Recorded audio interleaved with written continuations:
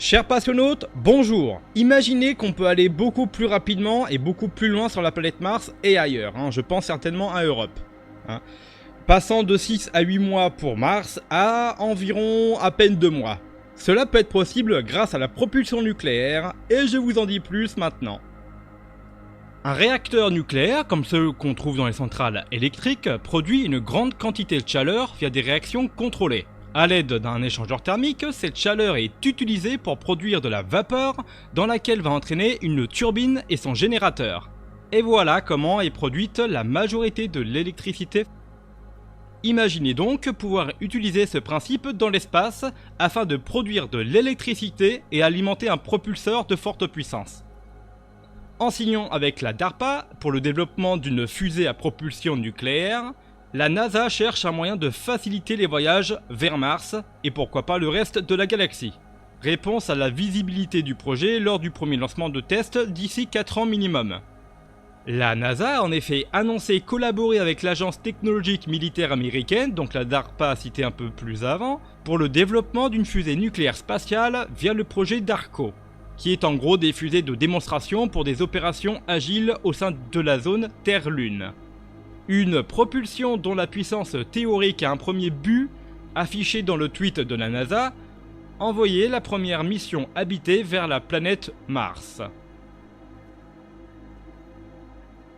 Car si la Lune a beaucoup occupé les esprits avec le succès récent de la mission Artemis, qu'on parlera un peu plus tard dans d'autres vidéos, qui devrait mener à un retour de l'homme sur la Lune, la planète rouge reste au cœur des fantasmes. Ceux d'Elon Musk d'une part, mais aussi ceux de la NASA qui travaillent depuis des décennies à sa conquête. Une planète qui soulève de nombreux défis que le moteur nucléaire thermique pourrait aider à relever. Avant de parler du moteur, considérons pourquoi il est important de le concevoir. La planète rouge, Mars, est à en moyenne 225 millions de kilomètres de la Terre, soit 56 millions au périgée et 405 millions à l'apogée. Et les lancements spatiaux ne se font pas en ligne droite, bien sûr.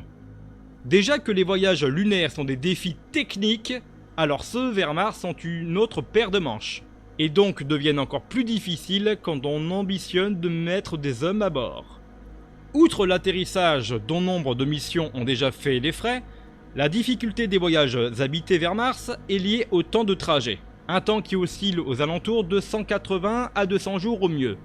Si vous combinez autant d'exploration et de retour, un voyage est d'environ 3 ans. Cette durée pose deux problèmes fondamentaux. La protection et la santé physique liées aux radiations spatiales et la protection de la santé mentale de l'homme coupé de leur monde pendant des périodes prolongées. Donc réduire cette durée est donc capital pour la réduction des risques. Et c'est là que l'atome intervient. L'énergie atomique est envisagée par la NASA sous deux formes, un moteur nucléaire électrique et un moteur nucléaire thermique. C'est sur ce second type de motorisation que l'agence spatiale collabore avec la DARPA. Un tel moteur fonctionne en transférant la chaleur du réacteur nucléaire à un propulseur liquide. La chaleur transforme le liquide en gaz, lequel va ainsi se dilater pour être expulsé au travers d'une buse, produisant ainsi la poussée qui s'avère dans le cas du réacteur nucléaire à la fois plus importante et beaucoup plus efficace, au moins 3 fois plus que celle des moteurs chimiques. Un double coup puisque cela permet d'alléger la masse de carburant de la mission que la NASA estime entre 850 et 1250 tonnes. Et cela pourrait aussi et surtout réduire le temps des trajets des humains vers la planète rouge à seulement 100 jours, voire 45 à 50 jours dans le cas d'un moteur bimodal qui conjuguerait le moteur nucléaire thermique et les moteurs nucléaires électriques. Moins puissants certes, mais pouvant apporter une poussée constante sur une longue durée. Que la solution retenue soit mono ou bimodale, le moteur nucléaire a sur le papier de très importants avantages sur la propulsion chimique. Mais il présente aussi des risques, que l'humanité n'a alors jamais réussi à dépasser. Que ça soit pour des raisons techniques ou politiques, côté technique, c'est évidemment le matériau fissible qui pose le premier problème. Le poids est capital dans la conception des engins. Ce sont donc les matériaux militaires hautement enrichis qui sont sélectionnés. C'est d'ailleurs la raison qui a poussé la NASA à se greffer au projet du DARPA, qui reste le maître d'œuvre et le seul à être capable à se fournir en matériaux radioactifs de cette qualité. Par le passé, Américains et Soviétiques ont tous travaillé sur la propulsion nucléaire, Le projet américain Orion dans les années 50 à 60 cherchait à utiliser la puissance des explosions pour propulser un vaisseau dans l'espace. Un projet qui a fini par être enterré à la suite des premiers traités d'interdiction partielle des essais nucléaires au début des années 60. Le moteur le plus proche de celui en développement est aussi américain. Appelé Nerva, ce projet a pris le relais d'Orion entre les années 60 et 72.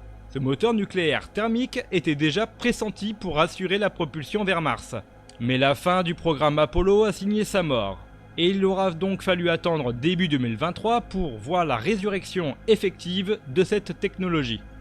Dans le cas où ce moteur nucléaire de propulsion devienne réalité, cette première du nucléaire dans l'espace ne le sera que pour la propulsion haute puissance.